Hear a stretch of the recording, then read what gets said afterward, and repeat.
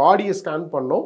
So நீங்கள் பேக்கில் போயிட்டு உங்கள் ட்ரெஸ்ஸை ரிமூவ் பண்ணுங்கன்னு சொல்லியிருக்கான். மனசாட்சியே இல்லாமல் இமீடியட்டா பக்கத்தில் இருக்கிற ஹோட்டலில் போய் ரூம் எடுங்க, உங்களை நாங்கள் வந்து டிஜிட்டல் அரெஸ்ட் பண்ணியிருக்கோம். 1,78,000 ரூபாயையும் ஆட்டையை போட்டிருக்காங்க.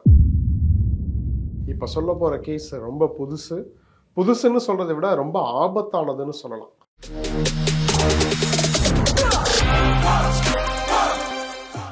டிஜிட்டல் அரெஸ்ட்ல நிறைய கேஸ் பார்த்துருக்கோம். ஆனால் இப்போ சொல்ல போகிற கேஸ் ரொம்ப புதுசுன்னு சொல்றதை விட ரொம்ப ஆபத்தானதுன்னு சொல்லலாம். ஒரு 26 வயசு பொண்ணை ஆடை இல்லாமல் நிற்க வச்சிருக்காங்க. டிஜிட்டல் அரெஸ்ட்னு சொல்லி அதுலேயும் பாடி ஸ்கேனுன்னு சொல்லி மனசாட்சியே இல்லாமல் ஏமாத்திருக்காங்க. அந்த பொண்ணோட அக்கௌண்ட்ல இருந்த 1,78,000 ரூபாயையும் ஆட்டையை போட்டிருக்காங்க. நம்ம இதுக்கு முன்னாடி நானே சம்டைம்ஸ் நினச்சிருக்கேன், டிஜிட்டல் ஸ்கேம் ரிலேட்டடாக, டிஜிட்டல் அரெஸ்ட் ரிலேட்டடாக நிறைய பேர் வீடியோ போட்டிருக்காங்க, நிறைய பேர் பேசியிருக்காங்க. அரசு தரப்புலேருந்து நிறைய வீடியோ வெளியாக இருக்குது, பிரதமர் பேசியிருக்காரு. ஸோ இதையே நம்ம மறுபடியும் இதை பற்றி ஏன் பேசணும் அப்படின்லாம் நினச்சிருக்கேன். ஆனால் இந்த சம்பவம் உண்மையிலே ஒரு விதமான அச்சுறுத்தலை ஏற்படுத்தியிருக்குன்னு சொல்லலாம், பயத்தை ஏற்படுத்தியிருக்குன்னு சொல்லலாம். அதனால தான் இவன் ஏன் திரும்ப இதையே பேசுகிறான் அப்படின்னு யார் விமர்சனம் முன் வச்சாலும் பரவாயில்ல, நம்ம தொடர்ந்து பேசுவோம். இந்த பொண்ணு எப்படி ஏமாற்றப்பட்டிருக்கா, இந்த பொண்ணு சம்பவத்தில் ஜெட் ஏர்வேஸ் சேர்மன் நரேஷ் கோயலுக்கும் இந்த பொண்ணுக்கும் என்ன தொடர்பு அப்படின்றத டீட்டெயிலாக பார்ப்போம். பயம், நம்மளோட பயம்தான் மோசடி கும்பலோட ஆயுதம். அது என்ன விதமான மோசடியாக இருக்கட்டுமே, இந்த டிஜிட்டல் அரெஸ்ட்னு மட்டும் இல்லை, உங்களோட அக்கௌண்ட்டில் உள்ள பணம் காலியாக போகுது, நீங்கள் கேஒய்சி அப்டேட் பண்ணலையா, அதுக்கப்புறம் உங்களோட பேங்க் அக்கௌண்ட்டை உங்களால் டிரான்சாக்ஷனே பண்ண முடியாது, இந்த மாதிரி உங்களை பயம் முறுத்தி தான் இந்த ஸ்கேமர்ஸ் வந்து உங்களோட பணத்தை அவங்க திருடுறாங்க. ஸோ இந்த மோசடியில் எந்த விதமான மோசடிக்குமே பயம்தான், நம்மளோட பயம்தான் அவங்களோட ஆயுதமாக இருக்குது.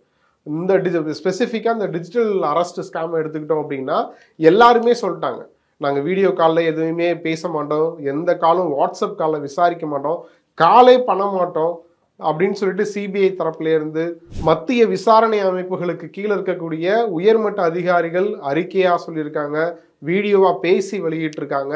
நான் ஆரம்பத்திலே சொன்ன மாதிரி பிரதமர் மோடி பேசியிருக்காரு. ஸோ எல்லாரும் இந்த மாதிரி யாருமே பண்ண மாட்டாங்க. இந்த விசாரணை அப்படின்ற டைம்லயே டிஜிட்டல் அரெஸ்ட்ன்ற வார்த்தையே கிடையாது. ஸோ தயவு செய்து இது புரிஞ்சுக்காங்கன்னு ஏகப்பட்ட செய்திகள் வெளியா இருக்கு. ஆனா இதெல்லாம் தாண்டி இப்பவும் ஏமாந்துகிட்டு இருக்காங்க, கோடிக்கணக்கில் பணத்தை இழந்துகிட்டு இருக்காங்க. ஸோ இந்த பணம்லாம் எங்கே இருக்குன்னு தெரில. ஏன்னா அப்படிதான் அந்த மாதிரி கேட்குற ஒரு மாதிரி ட்ரோல் மாதிரி ஆயிடுச்சு இந்த டிஜிட்டல் அரெஸ்ட் ஸ்கேம்ன்றது.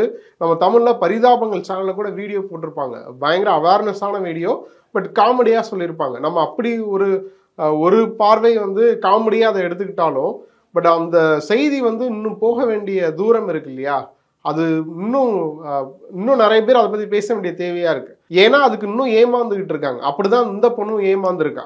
மும்பையை சேர்ந்த 26 வயசு பொண்ணுக்கு கடந்த 19ஆம் தேதி, அதாவது நவம்பர் 19ஆம் தேதி மொபைல் ஃபோனில் ஒரு கால் வந்திருக்கு, புது நம்பர்லேருந்து அந்த கால் வந்திருக்கு.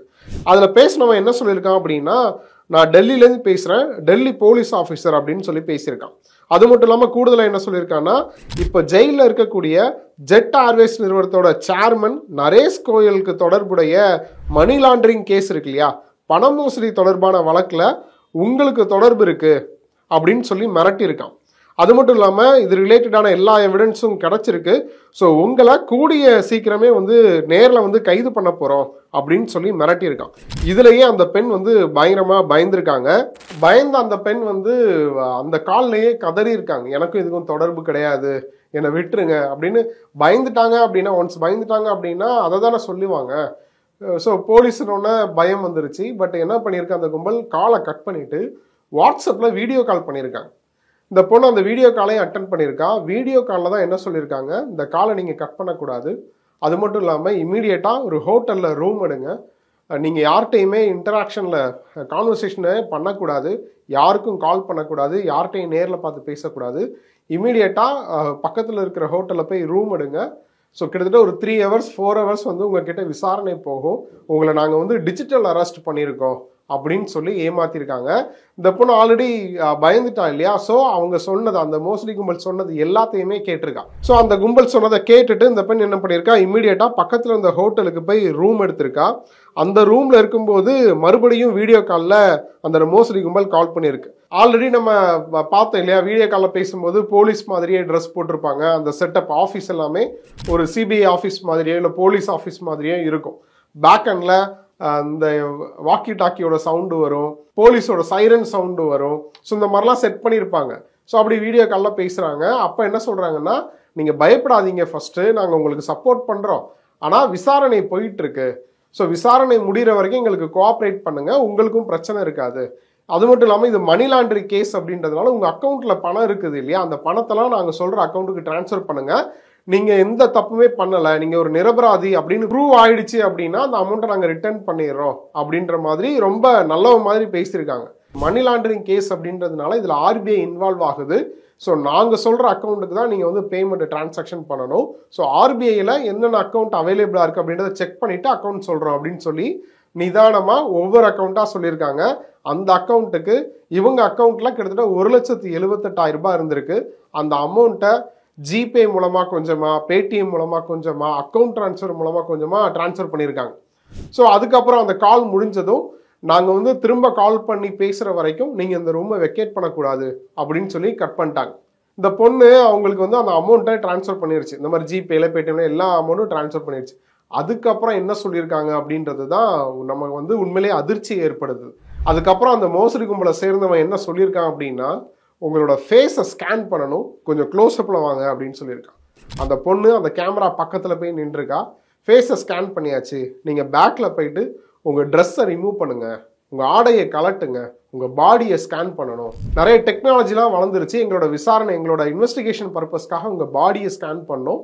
ஸோ நீங்கள் பேக்கில் போயிட்டு உங்கள் ட்ரெஸ்ஸை ரிமூவ் பண்ணுங்கன்னு சொல்லியிருக்கான். மனசாட்சியே இல்லாமல் எவ்வளோ கொடூரத்தனமாக அந்த டிஜிட்டல் அரெஸ்ட் ஸ்கேம் மாறி இருக்குது அப்படின்றத புரிஞ்சிக்க வேண்டிய தேவை அங்கே இருக்குது.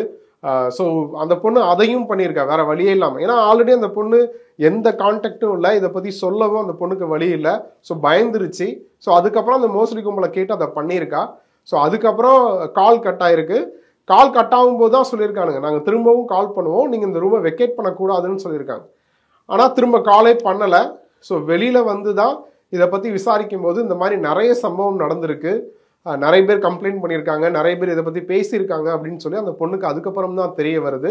ஸோ இந்த விஷயம் தெரிஞ்சதுக்கு அப்புறம் இப்போ கம்ப்ளைண்ட் பண்ணியிருக்காங்க, விசாரணை போயிட்டு இருக்கு. ஸோ இந்த வீடியோ மேக்சிமம் நிறைய பேருக்கு ஷேர் பண்ணுங்க. ஏன்னா டிஜிட்டல் அரெஸ்ட் ஸ்கேமோட புது வெர்ஷன்னு சொல்லலாம், புதுவிதமாக இப்படியும் ஏமாத்துறாங்க.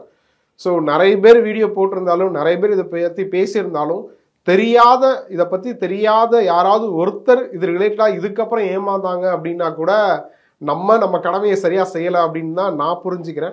ஸோ இந்த வீடியோ நிறைய பேருக்கு ஷேர் பண்ணுங்கள். ஸோ டிஜிட்டல் அரெஸ்ட் ஸ்கேம் ரிலேட்டடாக அலர்ட்டாக இருங்க.